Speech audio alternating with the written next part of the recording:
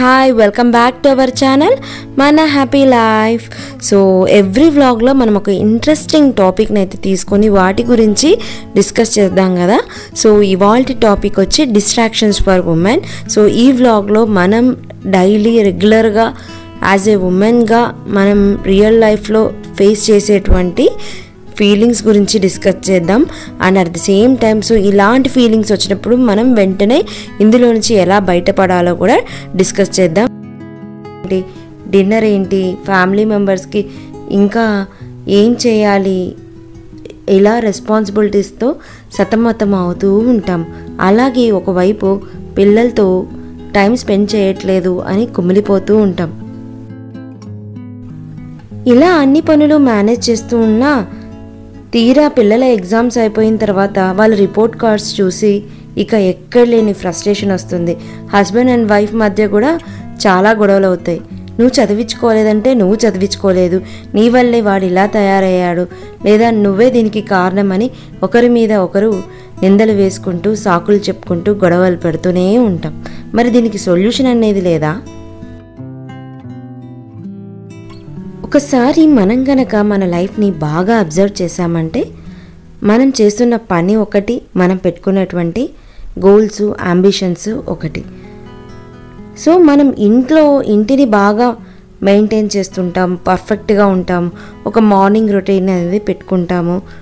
ఇలా రెగ్యులర్గా ఈ వర్క్స్ అనేవి చేసుకుంటూ మేనేజ్ చేసుకుంటూ ఉంటాం.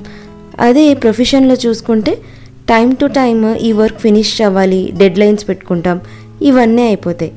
బట్ పిల్లల దగ్గరకు వచ్చేతలకే ఎటువంటి టైం టేబుల్ ఉండదు, ఎటువంటి డెడ్ లైన్స్ ఉండవు, అలా జరిగిపోతూ ఉంటుంది.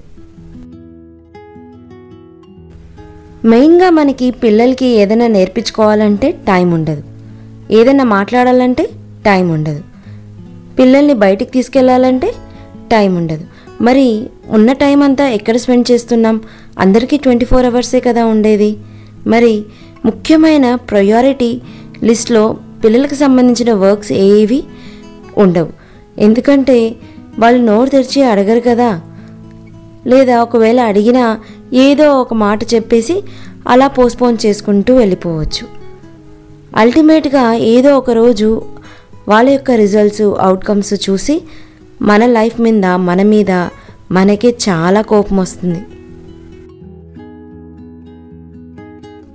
మనకున్న ప్రొడక్టివ్ టైంని కాస్త మనం ఇన్వెస్ట్ చేస్తున్నది ఎక్కడా అని ఒక్కసారి ఆలోచించామంటే అవి మన టైం డిస్ట్రాక్టర్స్ అవుతాయి. ఇందులో ముఖ్యంగా ఒక్కొక్కరికి ఒక్కొక్కటి అయ్యుండొచ్చు. బట్ కామన్గా చూసుకుంటే ఎక్కువగా వెబ్ సిరీస్ చూడడము, గేమ్స్ ఆడడము, ప్లస్ సీరియల్స్ చూడడము, ఇలాంటివన్నీ top most distractors for women. And one more distractor for women వచ్చి ఎక్కువసేపు ఫోన్లో మాట్లాడడం. ఇది కూడా మన యొక్క ఫ్యామిలీని, మన రిలేషన్షిప్స్ని, పిల్లల మధ్య ఉన్నటువంటి బాండింగ్ని డిస్ట్రాయ్ చేస్తుంది. అయితే ఇంకేంటి, ఎప్పుడు ఫ్యామిలీ లైఫ్ వర్క్ అంటూ ఇలా ఒక బోరింగ్ లైఫ్ని లీడ్ చేయాలా అని వెంటనే ఆలోచన వస్తుంది కదా. సో అలా కాదండి, దేనికి ఎప్పుడు ఏ టైంలో ప్రయారిటీ ఇవ్వాలి అనేది మనమే డిసైడ్ చేసుకోవాలి. ఇలా ఎప్పుడైతే మనం ఎటువంటి డిస్ట్రాక్షన్స్కి లోన్ అవ్వకుండా ఫస్ట్ మన దగ్గర ఉన్నటువంటి టైంని సేవ్ చేసుకోవడం స్టార్ట్ చేసిన తర్వాత ఈ ఉన్న టైంని ఎక్కడ ఇన్వెస్ట్ చేయాలో ఒక మంచి ప్లానింగ్ మీకు చెప్తాను. ఫర్ ఎగ్జాంపుల్, ఈవినింగ్ టైమ్స్ పిల్లలతో బాగా స్పెండ్ చేయాలి, పిల్లల పక్కన కూర్చోపెట్టుకొని హోంవర్క్స్ చేయించుకోవాలి, వాళ్ళకి రానిదేంటో ఎక్స్ప్లెయిన్ చేయాలి, నాకు తెలియకుండా తెలుసుకొని చెప్పాలి. ఇవన్నీ ఆలోచనలు మనకు ఉంటాయి కదా. మరి టైం ఎక్కడా అనుకుంటున్నారు కదా.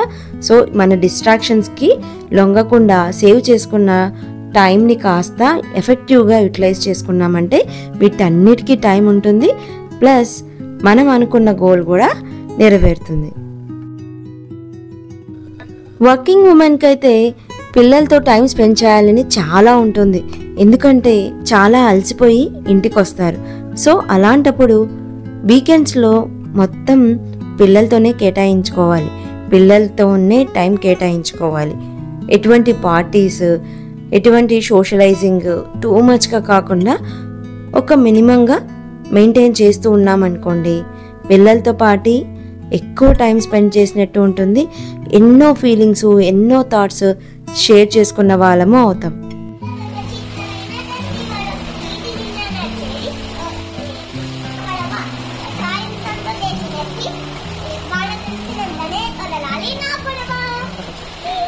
సూపర్ నాన్న. వీకెండ్స్లో పిల్లలకి ఇష్టమైనటువంటి పని చేయడానికే నేనైతే ప్రయారిటీ ఇస్తాను. వాళ్ళకి పాటలు నేర్పించడం ఇష్టమైతే పాటలు నేర్పిస్తాను. స్టోరీస్ వినడము, స్టోరీస్ చెప్పడము ఇష్టమైతే నేను కూడా స్టోరీస్ చదువుతాను, నేను కూడా స్టోరీస్ వింటాను.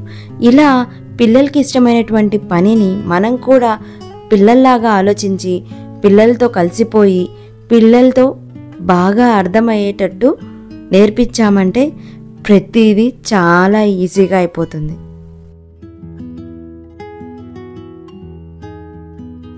ఇలా కాకుండా మన లోకంలోనే మనముంటూ మనకు నచ్చిన వీడియోస్, మనకు నచ్చిన సినిమాలు, మనకు నచ్చిన పాటలు ఇలా వింటూ వెళ్ళిపోయామంటే పిల్లలకి కేటాయించేటువంటి టైం అనేది తగ్గిపోతుంది. సో అలాంటప్పుడే మనము వాళ్ళకి మధ్య డిస్టెన్స్ అనేది పెరిగిపోతుంది.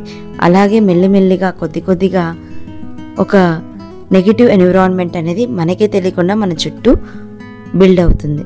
సో ఎప్పుడైతే పిల్లలు బిజీగా ఎప్పుడైనా స్కూల్కి వెళ్ళినప్పుడు లేదా ఫ్యామిలీ లేదా గ్రాండ్ పేరెంట్స్ దగ్గరికి వెళ్ళినప్పుడు అప్పుడు మనకంటూ మన ఓన్ టైం దొరుకుతుంది కదా, అప్పుడు మనకి నచ్చినటువంటి పనులు మనం హ్యాపీగా చేసుకోవచ్చు. ఇందులో రెండింటినీ బ్యాలెన్స్ చేయాలి.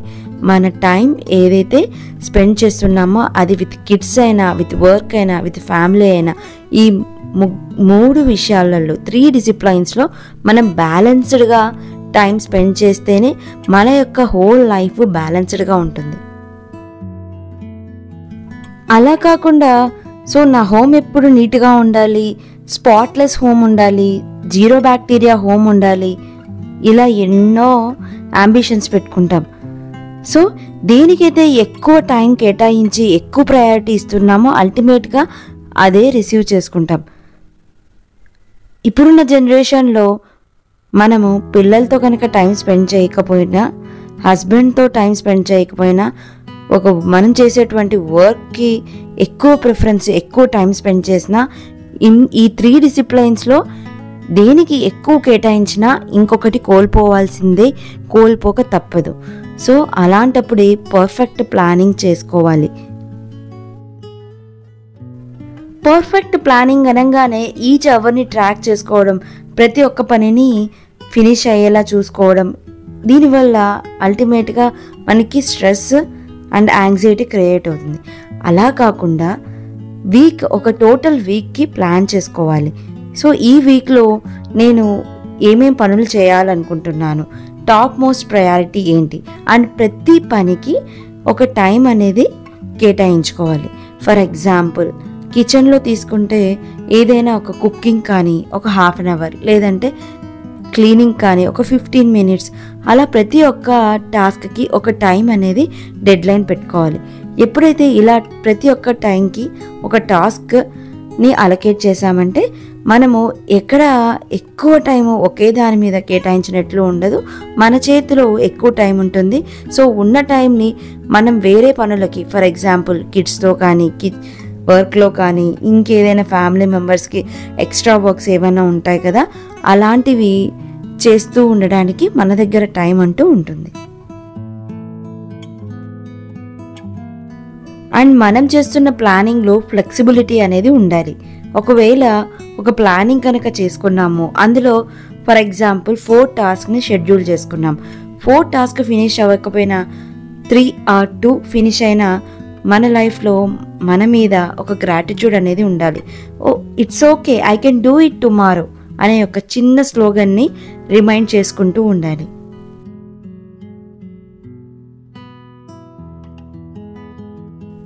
ఇలా మనకి మనమే ఒక కాన్ఫిడెన్స్ని ఇచ్చుకుంటూ, మిస్టేక్స్ని రెక్టిఫై చేసుకుంటూ, మనం ఇంప్రూవ్ అవుతూ, మన ఫ్యామిలీ మెంబర్స్ని, మన పిల్లల్ని, వాళ్ళని కూడా ఇంకా కాన్ఫిడెన్స్గా ఎటువంటి ఒకవేళ మిస్టేక్స్ జరిగినా కానీ వాటిని మళ్ళీ ఎలా రెక్టిఫై చేసుకోవచ్చు, ఎలా వాళ్ళని ఇంప్రూవ్ చేయొచ్చు, ఎలా వాళ్ళ యొక్క మిస్టేక్ని కరెక్ట్ చేయొచ్చు అనేది మనం ఫోకస్ చేయొచ్చు. సో ఇలా గనక మనం టైంని స్పెండ్ చేయడం నేర్చుకున్నామంటే ఎన్ని పనులున్నా ఈజీగా చేయగలం. అట్ ది సేమ్ టైం మన లైఫ్లో మనకంటూ ఒక కాన్ఫిడెన్స్, ఎస్ నేను ఈ పని చేయగలను, నేను నా ఫ్యామిలీని హ్యాండిల్ చేయగలను అన్న ఫీలింగ్ అయితే మనకు వస్తుంది. ఏంటి దివ్య, ఏంటో స్పెషల్ చేస్తున్నా, ముందు ఆ రెసిపీ చెప్పు అనుకుంటున్నారా? సో ఏం లేదండి, సింపుల్ చికెన్ బిర్యానీ. చికెన్ అయితే మ్యారినేట్ చేసుకున్నాను, చికెన్ డీప్ ఫ్రై చేశాను, చికెన్ పకోడీ లాగా. సో ఇది వచ్చి మేఘనా చికెన్ దమ్ బిర్యానీ టైప్ అండి, చాలా బాగుంటుంది. ఇక రైస్కి వస్తే 1:2 రేషియోలో వాటర్ తీసుకుంటాం కదా. సో 1 గ్లాస్ వాటర్ తీసుకొని 1 గ్లాస్ మిల్క్ అయితే తీసుకోవాలి. ఇక ఆనియన్స్ ఫ్రై అయిన తర్వాత టమాటో ప్యూరీ వేసి ఇక రెగ్యులర్ మనం బిర్యానీ చేసుకుంటాం కదా అలాగే చేసేయాలి. తర్వాత ఇలా బిర్యానీ సపరేట్గా కుక్ చేసుకున్న తర్వాత మనం ఏదైతే చికెన్ పకోడా లాగా చేసుకున్నామో దాన్ని మళ్ళీ ఆయిల్లో ఆనియన్స్తో పాటు ఫ్రై చేసిన తర్వాత అలా పైన గార్నిష్ చేసి సర్వ్ చేసుకోవడమే అండి. చాలా అంటే చాలా టేస్టీగా ఉండింది, మా ఇంట్లో అందరికీ నచ్చింది. సో మీరు కూడా ఈసారి ఈ వీకెండ్ మేఘనా చికెన్ దమ్ బిర్యానీ ట్రై చేసి చూడండి. సో అదండి ఇవాల్టి వీడియో. సో ఈ వీడియోలో మనం డిస్ట్రాక్షన్స్ ఫర్ ఉమెన్ ఏంటి, మనం ఎక్కడ టైం స్పెండ్ చేయాలి, అట్ ది సేమ్ టైం మన ప్లానింగ్ ఎలా ఉండాలి, ఒకవేళ ప్లాన్ ఏ ఫెయిల్ అయితే ప్లాన్ బికి ఛాన్స్ ఉండాలి, ప్లాన్ బి ఫెయిల్ అయితే ప్లాన్ సి ఉండాలి. సో ఏ ప్లాన్లో అయినా అడ్జస్ట్మెంట్, ఫ్లెక్సిబిలిటీ అనేది ఉండాలి. సో అదండి ఇవాల్టి వీడియో. సో మీరిచ్చే ఒక చిన్న లైక్ నాకు అదొక పెద్ద బ్లెస్సింగ్ అండి. మీరు చేసే ఒక చిన్న కమెంటు అది నాకు ఎంతో మోటివేషన్ని, ఇన్స్పిరేషన్ని వస్తుంది. సో ఇంకా చాలా బుక్స్ని ఎక్స్ప్లోర్ చేయాలి, చాలా కొత్త ఇన్ఫర్మేషన్ని డిఫరెంట్గా ప్రజెంట్ చేయాలి అనే యొక్క ఇంట్రెస్ట్ నాలో డే బై డే బిల్డ్ అవుతుంది. సో మీరు చిన్న లైక్ చేయడం, చిన్న కమెంట్ చేయడం మాత్రం మర్చిపోకండి. సో ఎవరైతే రెగ్యులర్గా లైక్ చేస్తున్నారో అది ఫ్యామిలీ మెంబర్స్ కానీ నాకు తెలిసినటువంటి ఫ్రెండ్స్ కానీ థ్యాంక్ యూ అండి, థ్యాంక్ యూ సో మచ్. నిజంగా మీ ఓపిక్కి నేను చాలా రుణపడి ఉంటాను. సో అదండి ఇవాల్టి వ్లాగ్. నచ్చితే లైక్ చేయండి, సబ్స్క్రైబ్ చేయండి, అండ్ కుదిరితే ఇన్స్టాగ్రామ్లో కూడా మెసేజ్ చేయండి. సో ఇంకా మరింత ఇంట్రెస్టింగ్ టాపిక్స్తో నెక్స్ట్ వ్లాగ్లో కలుసుకుందాం. సో అందాక స్టే ట్యూన్ టు మన happy life. See you soon in another beautiful vlog.